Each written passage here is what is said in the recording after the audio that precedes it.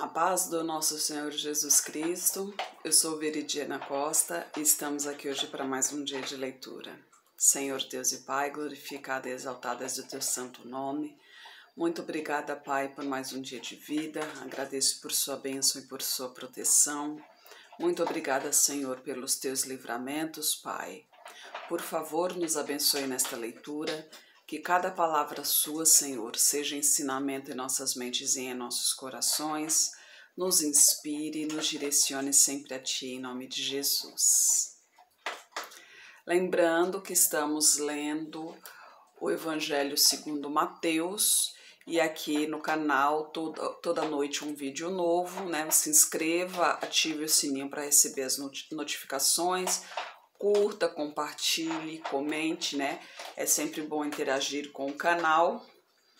E no livro de Mateus é Jesus falando, né? Com os profetas, ensinando o povo, né? Aqui é muito bom que Jesus aqui ele estava em pessoa, né? Distribuindo os seus ensinamentos, muito bom. E sinais da destruição de Jerusalém e do fim do mundo, a partir do capítulo 24. E quando Jesus ia saindo do templo, aproximaram-se dele os seus discípulos para lhe mostrarem a estrutura do templo. Jesus, porém, lhes disse: Não vedes tudo isto? Em verdade vos digo que não ficará aqui pedra sobre pedra que não seja derrubada. E estando assentado no Monte das Oliveiras, chegaram-se a ele os seus discípulos em particular, dizendo: Dize-nos quando serão essas coisas, e que sinal haverá da tua vinda e do fim do mundo? E Jesus respondendo disse-lhes: Acautelai-vos, que ninguém vos engane, porque muitos virão em meu nome dizendo: Eu sou o Cristo, e enganarão a muitos. E ouvireis de guerras e de rumores de guerras. Olhai, não vos assusteis, porque é mister que isto tudo aconteça, mas ainda não é o fim. Porquanto se levantará nação contra nação, e reino contra reino, e haverá fomes, pestes e terremotos em vários lugares. Mas todas estas coisas são o princípio de dores. Então vos hão de entregar para serdes atormentados e matar-vos-ão. Sereis odiados de todas as gentes por causa do meu nome. Nesse tempo, muitos serão escandalizados e trair-se-ão uns aos outros, e uns aos outros se odiarão. E surgirão muitos falsos profetas, que enganarão a muitos, e por se multiplicar a iniquidade, o amor de muitos esfriará. Mas aquele que perseverar até o fim será salvo. E este evangelho do reino será pregado em todo o mundo, em testemunho a todas as gentes, então virá o fim. Quando, pois, virdes que a abominação da desolação de que falou o profeta Daniel está no lugar santo, quem lê, atenda. Então, os que estiverem na Judéia fujam para os montes, e quem estiver sobre o telhado não desça a tirar alguma coisa de sua casa, e quem estiver no campo não volte atrás a buscar as suas vestes, mas ai das grávidas e das que amamentarem naqueles dias, e orai para que a vossa fuga não aconteça no inverno nem no sábado, porque haverá então grande aflição, como nunca houve desde o princípio do mundo até agora, nem tampouco há de haver. E se aqueles dias não fossem abreviados, nenhuma carne se salvaria, mas por causa dos escolhidos serão abreviados aqueles dias. Eu comentei em alguns vídeos atrás aí sobre isso, né, falando do fim dos tempos, que os dias seriam abreviados exatamente por isso, porque se não fossem abreviados, né, nós todos não aguentaríamos, nós não resistiríamos, né? Mas por amor de seus filhos, né, por amor dos escolhidos, Deus abreviará esses dias, e para que assim os seus filhos, os seus escolhidos possam ser salvos. mas a gente tem que se permanecer firme, né? Aqui Jesus está mostrando que realmente não será fácil. Já tem alguns lugares aí, eu me esqueço, eu tenho que pesquisar o nome correto.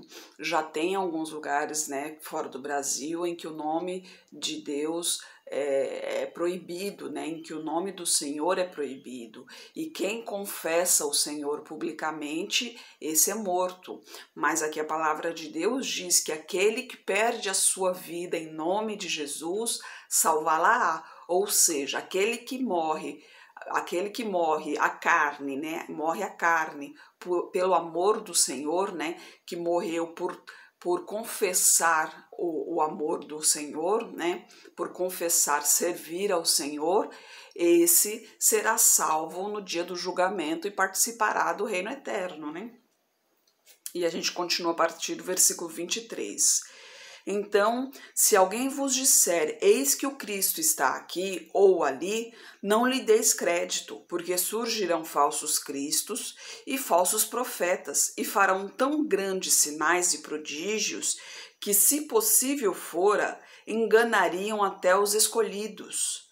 Eis que eu vô-lo tenho predito, portanto, se vos disserem, eis que ele está no deserto, não saiais. Eis que ele está no interior da casa, não acrediteis, porque assim como o relâmpago sai do oriente e se mostra até o ocidente, assim também será a vinda do Filho do Homem.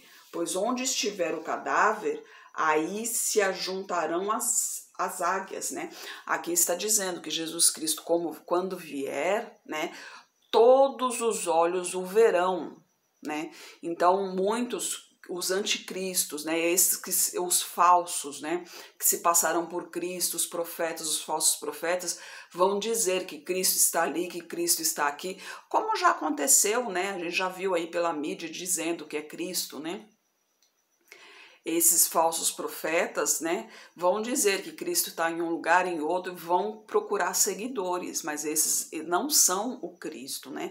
O Cristo, ele virá e todos os olhos verão, né? Aqui diz, ó, porque assim como o relâmpago sai do oriente e se mostra até ao ocidente, assim será também a vinda do Filho do Homem, ou seja, todos os olhos o verão ao mesmo tempo, né? Lembre-se que Deus é onipresente, ele está em todo lugar ao mesmo tempo, né?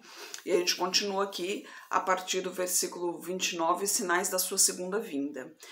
E logo depois da aflição daqueles dias, o sol escurecerá, a lua não dará a sua luz, as estrelas cairão do céu e as potências dos céus serão abaladas. Então aparecerá no céu o sinal do Filho do Homem, e todas as tribos da terra se lamentarão e verão o Filho do Homem vindo sobre as nuvens do céu, com poder e grande glória.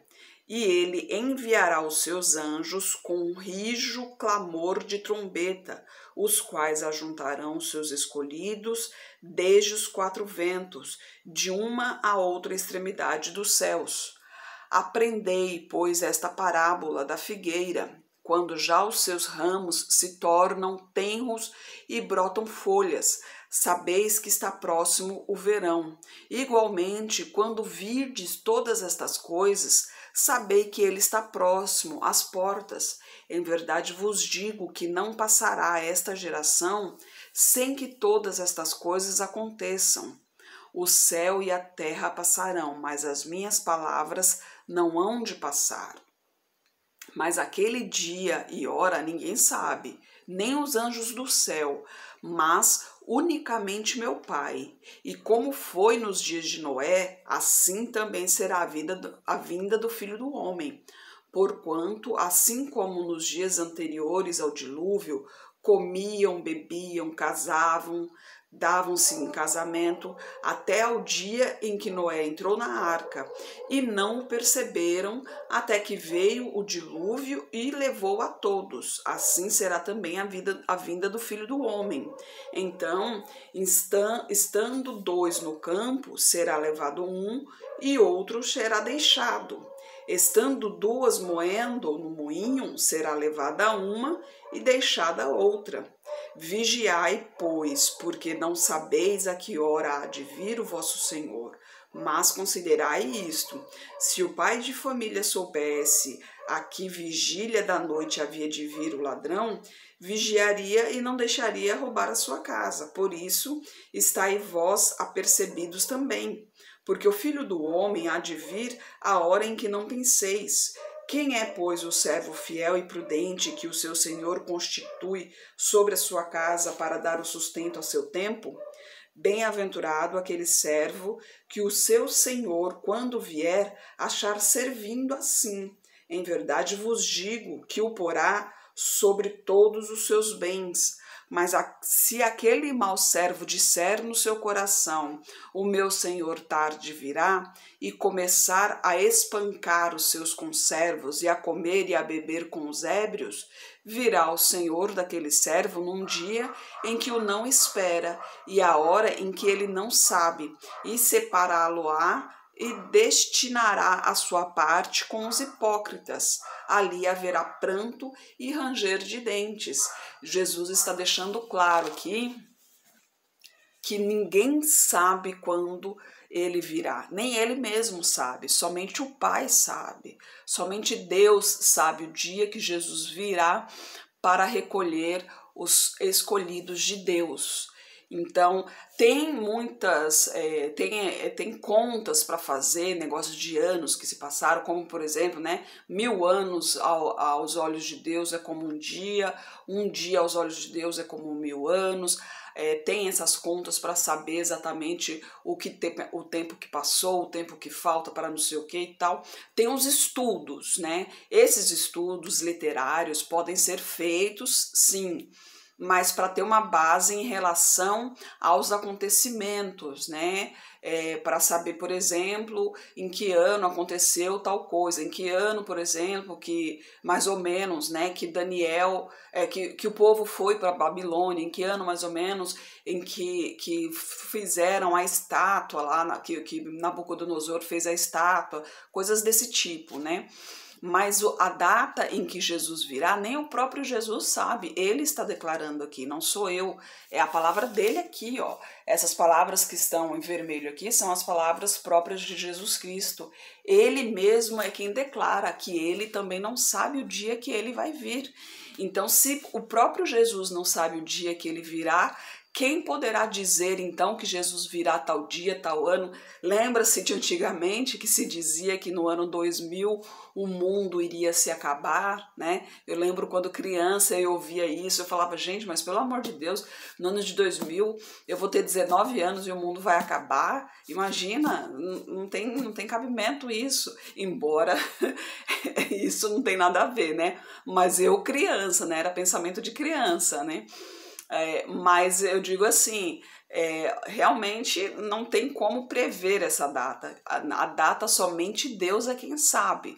Mas Jesus nos diz algumas coisas aqui que nos chamam a atenção, Nação contra nação, reino contra reino, A gente está vendo aí as guerras, a gente vê o mundo se acabando aí, anticristos aparecendo, fazendo sinais e prodígios. Vai sim vai vir o anticristo real, esse anticristo mesmo que realmente fará sinais e maravilhas que realmente enganará muitos, Teve anticristos por aí que apareceram, mas esses não demonstraram nenhum tipo de poder. Mas vai vir sim o verdadeiro anticristo que terá sinais e prodígios. Esse realmente é o demônio mesmo, porque ele terá poder para fazer prodígios, Então, por isso que será mais fácil de enganar, porque muitos seres humanos são assim, vê para crer. Então, quando verem os prodígios feitos, então acreditarão. Mas Deus mostrará. Jesus já está dizendo aqui que ele é o anticristo. Então, ele está nos mostrando aqui alguns sinais que antecederão a vinda dele, que servirão para nós termos uma ideia de que o fim está perto. E a gente vê por tudo que está acontecendo aí que realmente o fim está próximo, a gente já está percebendo isso. Mas ele diz claramente aqui que não sabe o dia, ele pode vir a qualquer momento, a gente pode estar dormindo, a gente pode estar trabalhando, a gente pode estar no banho, entendeu? Então a todo momento a gente tem que estar preparado. Lembre-se que a palavra diz, né? Vigiai e orai. E a parábola das 10 virgens no capítulo 25. Então, o reino dos céus será semelhante às 10 virgens que, tomando as suas lâmpadas, saíram ao encontro do esposo. E 5 delas eram prudentes e 5 loucas. As loucas, tomando as suas lâmpadas, não levaram azeite consigo, mas as prudentes levaram azeite em suas vasilhas com as suas lâmpadas. E tardando o esposo, tosquelejaram todas e adormeceram, mas à meia-noite ouviu-se um clamor. Aí vem o esposo, sai-lhe ao encontro. Então todas aquelas virgens se levantaram e prepararam as suas lâmpadas. E as loucas disseram às prudentes: dai-nos do vosso azeite, porque as nossas lâmpadas se apagam. Mas as prudentes responderam, dizendo: não seja caso de que nos falte a nós e a vós, ide antes aos que o vendem e comprai para vós. E tendo elas ido comprá-lo, chegou o esposo, e as que estavam preparadas entraram com ele para as bodas e fechou a porta. E depois chegaram também as outras virgens, dizendo: Senhor, Senhor, abre-nos. Ele respondendo disse: em verdade vos digo que vos não conheço. Vigiai, pois, porque não sabeis o dia nem a hora em que o Filho do Homem há de vir. Mais uma vez aqui ele enfatizando, dizendo claramente que ninguém sabe o momento exato que Jesus voltará. Ninguém sabe o momento, nem ele próprio, somente Deus, né? E a parábola dos talentos, a partir do versículo 14. Porque isto é também como um homem que, partindo para fora da terra, chamou os seus servos e entregou-lhes os seus bens. E a um deu 5 talentos, a outro 2 e a outro 1. A cada um segundo a sua capacidade, e ausentou-se logo para longe. E tendo ele partido, o que recebera 5 talentos, negociou com eles e granjeou outros 5 talentos. Da mesma sorte, o que recebera 2, granjeou também outros 2.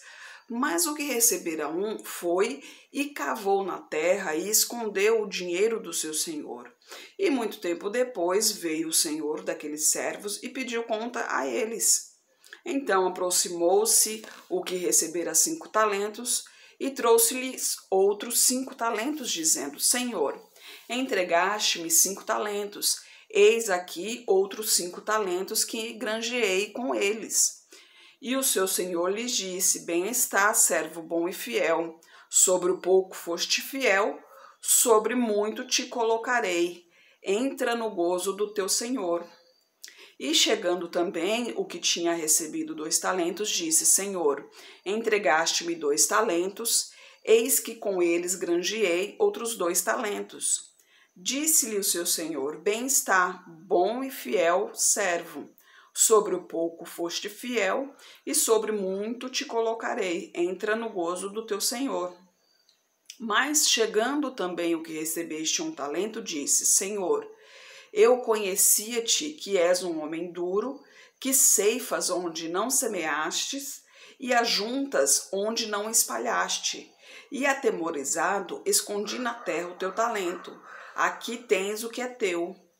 Respondendo, porém, o seu senhor disse-lhe: Mau e negligente servo, sabias que ceifo onde não semeei e ajunto onde não espalhei? Devias então ter dado o meu dinheiro aos banqueiros, e quando eu viesse receberia o meu com juros. Tirai-lhe, pois, o talento e dai-o ao que tem os 10 talentos, porque ao qualquer que tiver será dado e terá em abundância, mas ao que não tiver, até o que ser-lhe-á tirado. Lançai, pois, o servo inútil às trevas exteriores, ali haverá pranto e ranger de dentes. E quando o Filho do Homem vier em sua casa, e quando o Filho do Homem vier em sua glória, e todos os santos anjos com ele, então se assentará no trono da sua glória, e todas as nações serão reunidas diante dele, e apartará uns dos outros, como o pastor aparta os bodes das ovelhas, e porá as ovelhas à sua direita, mas os bodes à sua esquerda. Então dirá o rei aos que estiverem à sua direita: Vinde, benditos de meu Pai, possuí por herança o reino que vos está preparado desde a fundação do mundo. Porque tive fome e deste-me de comer, tive sede e deste-me de beber. Era estrangeiro e hospedaste-me, estava nu e vestiste-me, adoeci e visitaste-me, estive na prisão e foste-me ver. Então os justos lhes responderam, dizendo: Senhor, quando te vimos com fome e te demos de comer, ou com sede e te demos de beber? E quando te vimos estrangeiro e te hospedamos ou te vestimos? E quando te vimos enfermos ou na prisão e fomos te ver? E respondendo o rei, lhes dirá: Em verdade vos digo que quando o fizestes a um destes pequeninos irmãos, a mim o fizestes. Então dirá também aos que estiverem à sua esquerda: Apartai-vos de mim, malditos, para o fogo eterno, preparado para o diabo e seus anjos, porque tive fome e não me destes de comer, tive sede e não me destes de beber, sendo estrangeiro não me recolhestes, estando nu não me vestistes, enfermo e na prisão não me visitastes. Então eles também lhe responderão, dizendo: Senhor, quando te vimos com fome e com sede, ou estrangeiro, ou nu, ou enfermo, ou na prisão, e não te servimos? Então lhes responderá, dizendo: Em verdade vos digo que quando a um destes pequeninos o não fizestes, não o fizestes a mim. E irão estes para o tormento eterno, mas os justos para a vida eterna. Aqui é o mesmo quando Deus fala em seu mandamento: amai ao próximo como a ti mesmo, né? Ou seja, se você vê o próximo necessitando de algo, né? Necessitando de algo em geral, seja alimento, seja limpeza, seja apenas uma atenção, né? Para ajudar, né? Ajudar o próximo, né? De que maneira for, né? Na maneira do possível, né? Você não vai tirar da sua boca também para dar a alguém, mas podemos dividir, né? Eu sei que hoje em dia isso é um pouco difícil, porque infelizmente muita gente se usa da boa fé das pessoas, né? Mas pode sim, mas tem várias maneiras de ajudar. Você pode procurar uma ONG, você pode procurar um canil, você pode procurar seus vizinhos. Sempre tem alguém necessitado, né? E sempre em oração, né? Sempre orando pelas pessoas, pelos enfermos, né? Pelos moradores de rua, pelos viciados, né? Não só os viciados nas drogas ilícitas, né? Mas os viciados em álcool, por exemplo, que é uma droga lícita, ou seja, é uma droga legal, é uma droga que de fácil acesso, que qualquer um consegue, inclusive os adolescentes, porque embora seja proibida a venda, nem todos pedem documento. Normalmente se pede documento só em casas noturnas, né? No caso de balada, esses negócios aí, mas em mercado normalmente não se pede documento. Quando pede, normalmente é só em datas comemorativas do mundo, né? Tipo carnaval. E às vezes, e quando pede o documento, eles pedem para um adulto comprar. E esse adulto acaba comprando a bebida para esses adolescentes. Ou seja, são drogas de fácil acesso, né? Então, orações também para essas pessoas. Então, a gente tem que procurar ajudar de todas as maneiras possíveis, né? Financeira hoje em dia é um pouco difícil, porque é difícil acreditar que se a pessoa realmente necessita do dinheiro para se alimentar ou se é para consumir algum tipo de droga, né? Mas o alimento em si você pode entregar numa igreja, numa ONG, né? Num lar de idosos, por exemplo, necessita muito normalmente, nem todos têm a ajuda das prefeituras, né? Dos estados. Então você pode procurar um lar de idosos, levar alimento, levar produtos de higiene pessoal, principalmente fraldas, normalmente necessitam muito de fraldas. Então é sempre esse tipo de ajuda, é desse tipo de ajuda que Jesus Cristo está falando, ajudar o próximo, né? Ajudar de quem necessita. Quando se ajuda de quem necessita, de coração, obviamente, né? Quando se ajuda de quem necessita, você está ajudando a Deus, né? Deus se contenta com isso, né? E é assim que Deus pede, é assim que Deus deseja que agimos aqui na terra, né? Senhor Deus e Pai, glorificado e exaltado és o teu santo nome. Muito obrigada, Pai, por tuas palavras, por tuas mensagens, Senhor. Eu peço a Ti que esteja com essa pessoa que está orando comigo, Pai. Manifeste o teu poder na vida dela, Senhor. Derrama a tua unção, Pai. Toque em sua saúde, toque em suas finanças, Pai. Toque em seus sentimentos, toque em seu coração, Pai. Toque em sua vida emocional, Pai. Peço a Ti por toda a minha parentela, por toda a parentela de meu esposo. Derrama a tua unção sobre cada um deles, Pai. Manifeste o teu poder na vida de cada um, Senhor. Traga todos para o seu caminho, Pai. Peço a Ti pelos nossos governantes, pelas nossas autoridades, que os Teus anjos estejam guiando cada um deles de acordo à Tua vontade, Pai. Peço a Ti pelos Teus filhos, Pai. Por favor, nos capacite cada vez mais para o Teu evangelho, Senhor. É o que eu oro em nome de Jesus. Amém. Que Jesus Cristo esteja em seu coração e que Deus abençoe.